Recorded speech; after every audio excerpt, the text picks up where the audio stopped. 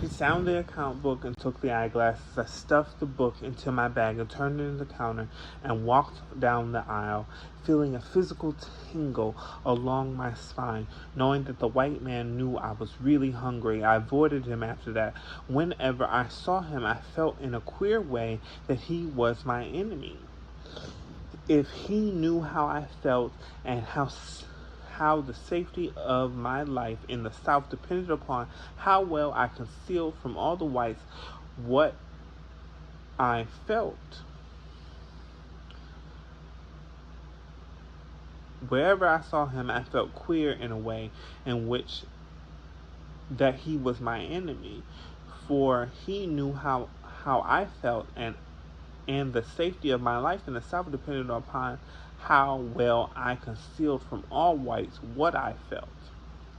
One summer morning, I stood at the sink at the rear of the factory, washing a pair of glasses that had just come from the polishing machine, and was strobing and shook the floor upon which I stood. At each machine, a white man was bent forward, working intently. To my left, sunshine poured through a window, lighting up the rouge smears and making the factory look garish, violent, and dangerous. It was nearing noon, and my mind was drifting toward daily lunch of a hamburger and a bag of peanuts.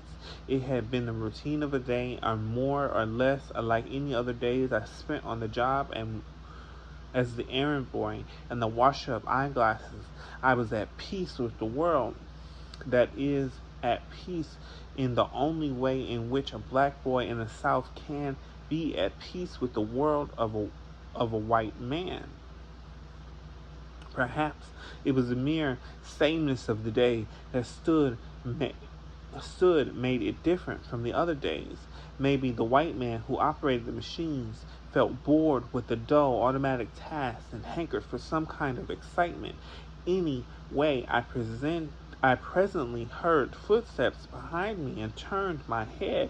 At the elbow stood a young white man, Mr. Olin, immediately foreman under whom I worked. He was smiling and observing me as I cleaned emery dust from the eyeglasses. Boy, how's it going? Oh, fine, sir, I answered with a false-heartedness, full quickly into that nigger being a good-natured boy in the presence of a white man a pattern into which I could now slide easily, although I wondered if I had any criticism to make. I wonder if he had any criticisms to make of my work. He continued to hover wordlessly at my side. What did he want? It was unusual for him to stand there and watch me. I wanted to look at him, but I was afraid to. Richard, do you believe that I'm your friend? He asked me. The question was loaded with danger, and I could not reply at once. I scarcely knew Mr. Olin. My relationships to him had been typically relationships of Negroes to Southern whites.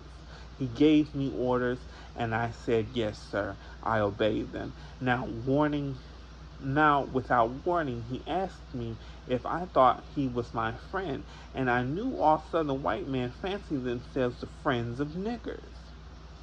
While fishing for an answer that would say nothing, I smiled. He persisted. "Do you think I'm your friend?" "Well," I answered, skirting the vast racial chasm between us, "I hope you are." "I am," he said emphatically. I continued to work, wondering what motives were prompting him. Already, apprehension was raising in me. "I wanted to tell you something," he said. "Yes, sir," I said. We don't want you to get hurt," he explained. "We like you around here. You act like a good boy." "Yes, sir," I said. "What's wrong?" "You don't deserve to get in trouble," he went on. I haven't done something that somebody doesn't like?" I asked. my mind frantically sweeping over the past actions, weighting them in the light of ways the Southern white man thought Negroes should act. Well, I don't know, he said. He paused, letting for words sink meaningful into my mind. He lit a cigarette. Do you know Harrison? He was referring to a Negro boy about his own age who worked about my own age, who worked across the street and for a rival optical house. Harrison and I knew each other casually, but we never have been in the slightest trouble between us. But never had there been the slightest trouble between us. Yes, sir, I said. I know him. Well, be careful, Mr. Olin said. He's after you. After me? After me for what? He's got a terrific grudge against you, the white man explained. What have you done to him? The eyeglasses I was washing were forgotten. The eyes were upon Mr. Olin's face, trying to make out and what was meant, and was this something serious? I did not trust the white man, neither did I trust Harrison. Negroes who worked on the job in the South were usually loyal to their white bosses. They felt that they were the best way to ensure their jobs. Had Harrison felt in some way I had jeopardized his job? Who was my friend? The white man or the black boy? I haven't done anything to Harrison. Well, you better watch out that nigger Harrison. You better watch that nigger Harrison. Well, Olin said in a low, confident tone, a little while ago, I went down to get a Coca-Cola, and Harrison was waiting for you at the door in the building with a knife. He asked me, when were you coming down? He said. He was going to get you. You said you called him a dirty name. Now, we don't want any fighting or bloodshed on the job. I still doubt the white man yet thought that perhaps Harrison had really interpreted something I had said as an insult. I've got to see that boy and talk to him, I said, thinking out loud. No, you better not, Mr. Olin said. You better let some of us white boys talk to him. But how did this start, I asked, still doubting but half believing. He just told me that he was going to get even with you. He was going to cut you and teach you a lesson, he said.